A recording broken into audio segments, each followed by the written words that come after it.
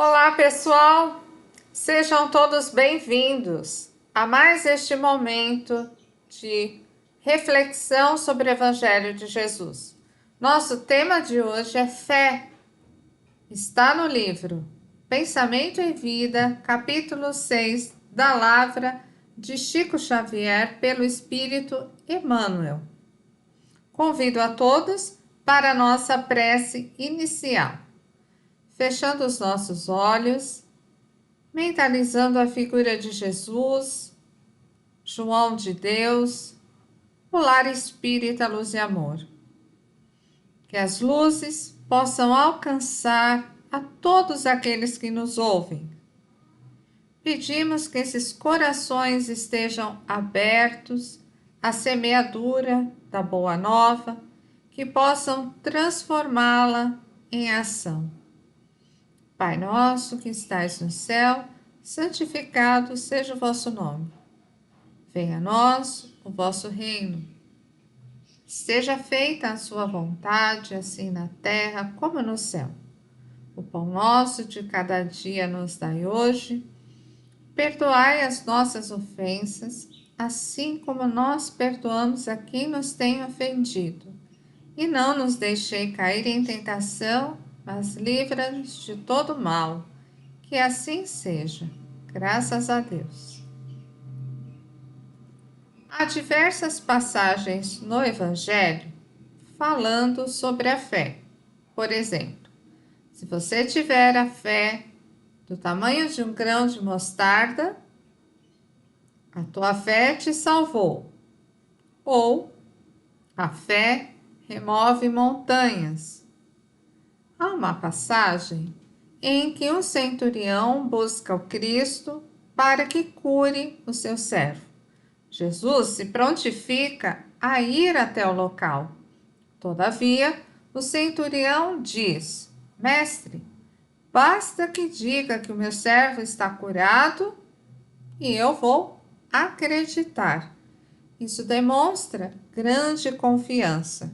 E é sobre esta confiança que Emmanuel vai nos fazer refletir. Por quê? Quando perguntamos para alguém, você tem fé? Geralmente a pessoa vai dizer, eu acredito. Ora, crenças mudam de acordo com a cultura, o momento da história. Ora eu creio, ora eu não creio. Mas a fé, diz aqui, ela nasce na nossa alma. Ela é a confiança na sabedoria de Deus. Quando fomos criados simples e ignorantes, quando começamos a viver nesse orbe que chamamos de terra, nós adoramos a Deus porque instintivamente buscamos este Pai através das expressões, o trovão, os animais, os fenômenos da natureza.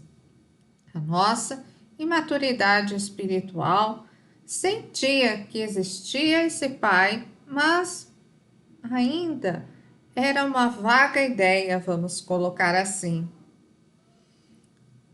Vejam, o que nos diferencia de outras espécies não é o aspecto biológico, porque temos semelhanças. Não é também a parte social, porque animais, eles têm lá os seus companheiros, a sua matilha, a sua manada. Tem um comportamento específico de cada espécie.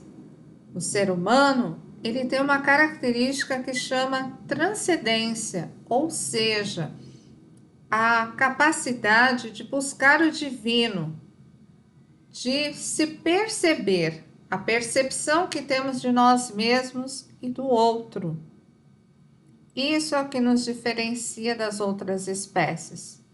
Então, quando encontramos o bem e assimilamos a luz, nós precisamos perseverar na elaboração destes conceitos para que se multiplique, amadureça esta luz em nós, que ela possa se tornar robusta. E, acima de tudo, a crença pode nos levar à fé, mas a fé é algo que, como disse lá na passagem referente ao centurião, é uma confiança. No texto, Emmanuel exemplifica algumas formas dessa confiança. Por exemplo, na questão da eletricidade. Há energia elétrica na nossa casa, mas não precisamos ir até a usina e acompanhar cada etapa do processo para saber que aquele movimento, aquele processo vai fazer a lâmpada acender. Então, há outros procedimentos que eu confio instintivamente. Outro exemplo que ele dá é a questão do nosso organismo. Nós nos alimentamos e contamos com o bom funcionamento do nosso organismo para digerir os alimentos, selecionar o que será aproveitado pelo nosso corpo e o que será expelido. Não precisamos. Claro que tem momentos que abusamos e esse organismo corresponde de forma adversa, num sinal de que abusamos. Mas, em geral, todas essas situações, elas vêm da confiança que temos nesses processos. Qual é a base da fé? A inteligência. Recordam? Falei que precisamos perceber a nós mesmos e ao outro. E a partir do momento que eu começo a questionar, e a fé, ela percorreu um longo caminho, começamos a adorar os fenômenos da natureza, aí veio Moisés nos trazendo a crença do Deus único, posteriormente recebemos o governador do nosso planeta, que se fez carne para exemplificar a possibilidade de ser o nosso exemplo, mostrando que a todo momento a sua confiança no Pai. Se antes de encarnarmos soubéssemos que passaríamos por uma situação semelhante à do Cristo, provavelmente vacilaríamos. Mas ele, como diz, eu e o Pai somos um, logo ele tinha confiança de que ali é só um período, que tudo iria passar. Então, nós temos essa inteligência para compreender esse Pai e conforme essa maturidade acontece, não há mais necessidade de barganha, porque houve um tempo em que a religião era dominante e havia uma barganha. Olha, eu faço essa promessa, ou então, como senhor feudal, eu mato muitas pessoas, mas faço uma doação e sou perdoada. Espera, se esse Deus é justo, não pode haver esse tipo de preferência. Então eu começo a questionar e modificar esse conceito. Nossa compreensão de Deus ainda é limitada. Por quê? Ela reflete as nossas crenças. O que são essas crenças? É a forma, meus valores, como eu interpreto a minha percepção do mundo ao meu redor.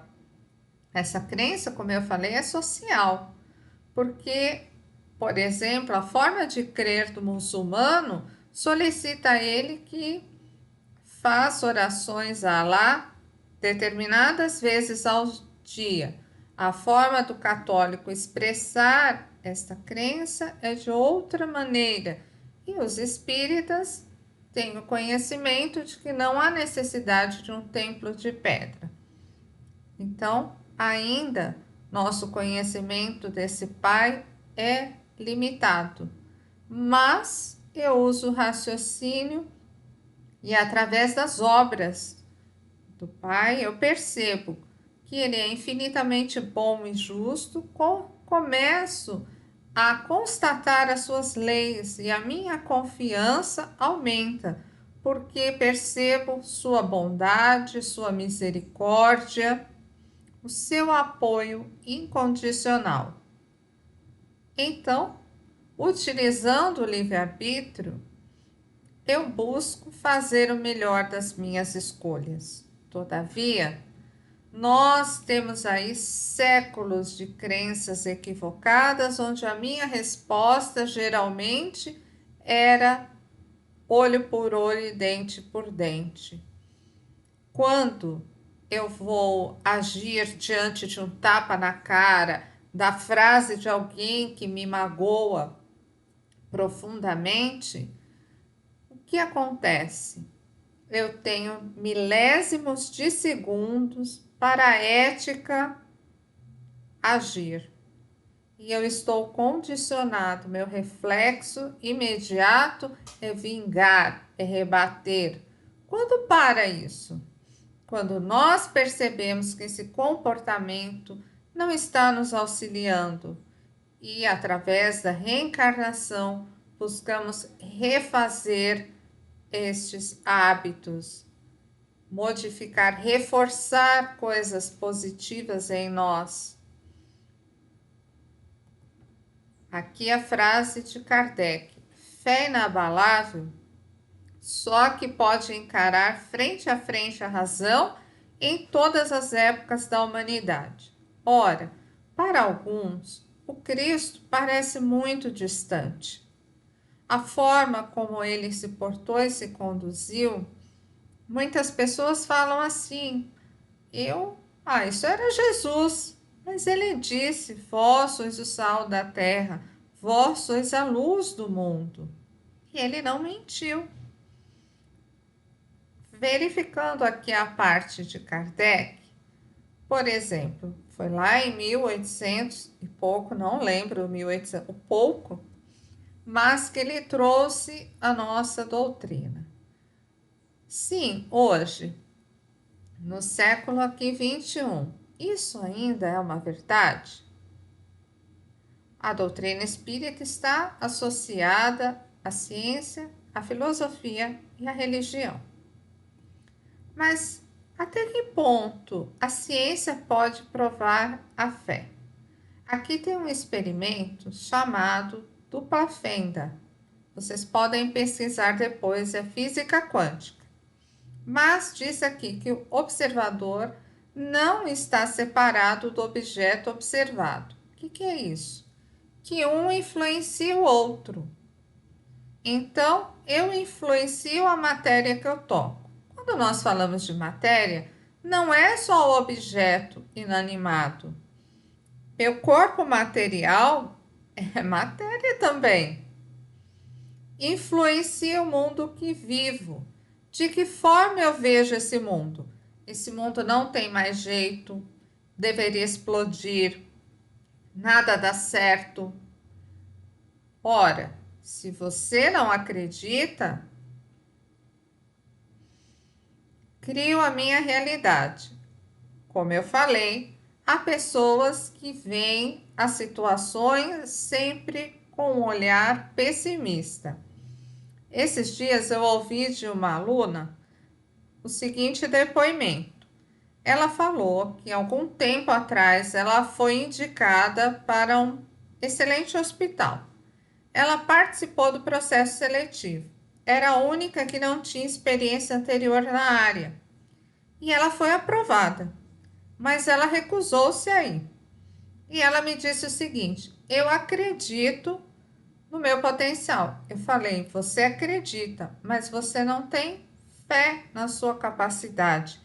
Caso você tivesse fé, não teria permitido que o medo te dominasse.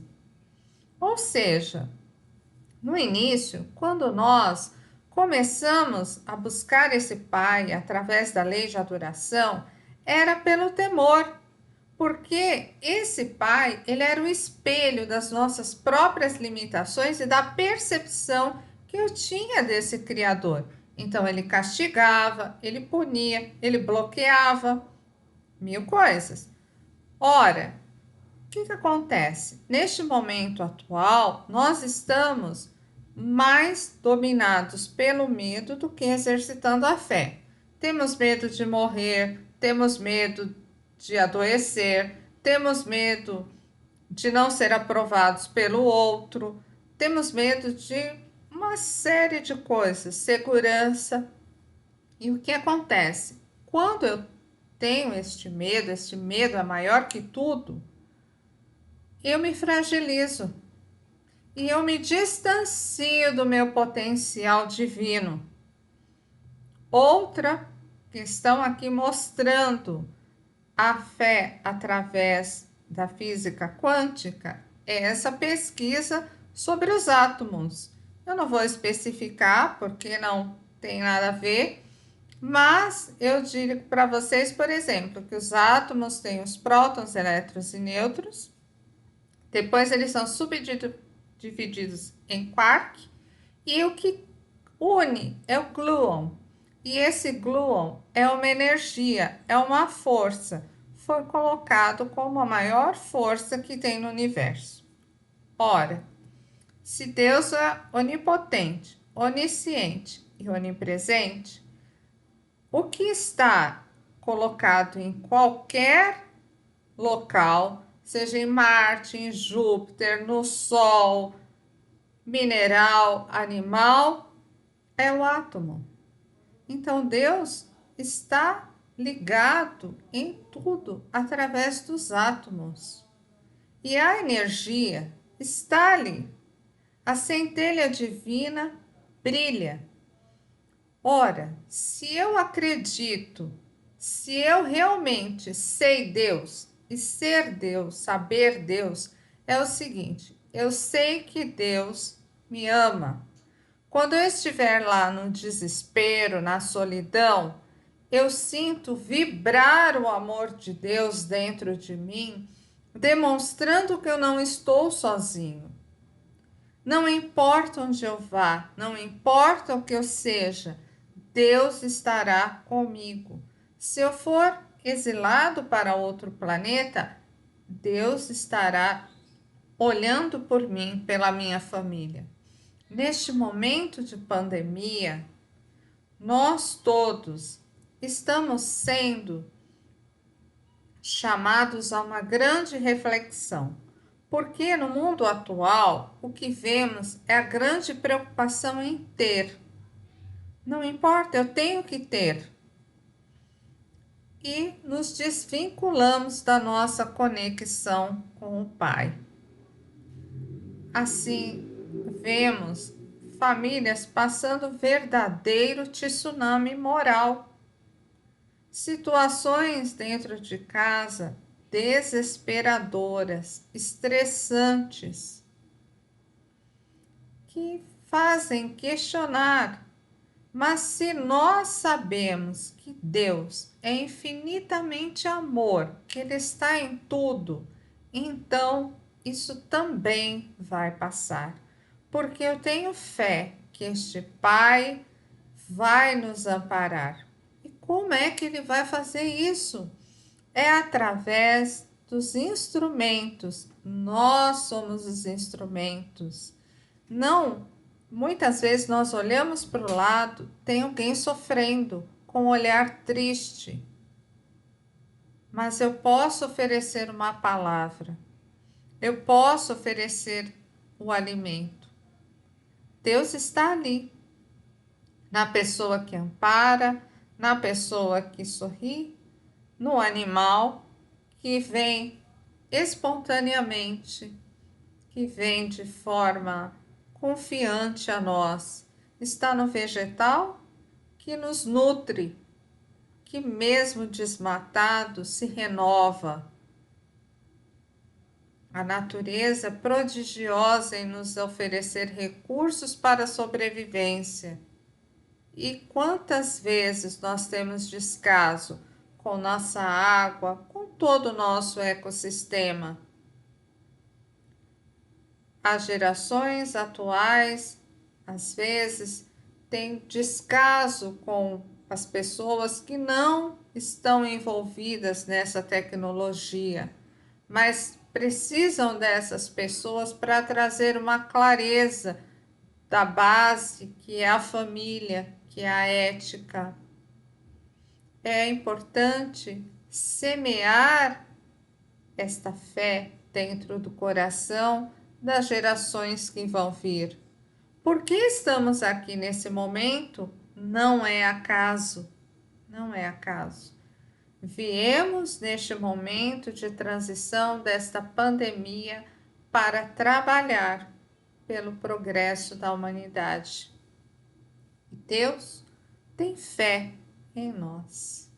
Nós somos a sua expressão de amor em qualquer lugar, porque a fé, ela caminha junto com as obras. Se eu falo, eu creio na paz, eu creio no amor, eu creio na caridade, mas se eu não pratico, então é vazio, não há um alicerce. A partir do momento que eu sei que mesmo após a morte, eu tenho, na verdade, mais vida, mais oportunidades de aprendizado, de progresso, é só uma passagem. Eu confio neste Pai que é infinitamente bom e justo. A fé, ela é fundamental para a nossa existência. Que possamos semeá-la, tê-la em nós, fazer acender, na verdade, a nossa luz. Porque quando Deus diz, através de Jesus, vós sois a luz do mundo, é porque essa luz já existe. Nós precisamos fazê-la crescer, aumentar as suas ondas, para que elas atinjam. Eu não posso transformar o mundo sozinha, mas eu posso transformar a mim mesma. E aí vem a inteligência emocional. Eu só posso transformar o que eu sou. Preciso reconhecer isso. Também utilizar as ferramentas do conhecimento, da formação contínua, porque a espiritualidade é isso, progresso infinito. E esse conhecimento vai sendo aprimorado, modificado e finalizando com a prática. É o tripé. Eu espero que todos aqui alcancem cada vez mais esta clareza sobre o nosso Pai e o nosso irmão Jesus. Finalizando, eu quero pedir que todos fechem os olhos e que a estrela de Belém, já que é dezembro, possa envolver cada lar, cada recanto do nosso Brasil, para que ele venha a ser o coração do mundo e a pátria do Evangelho.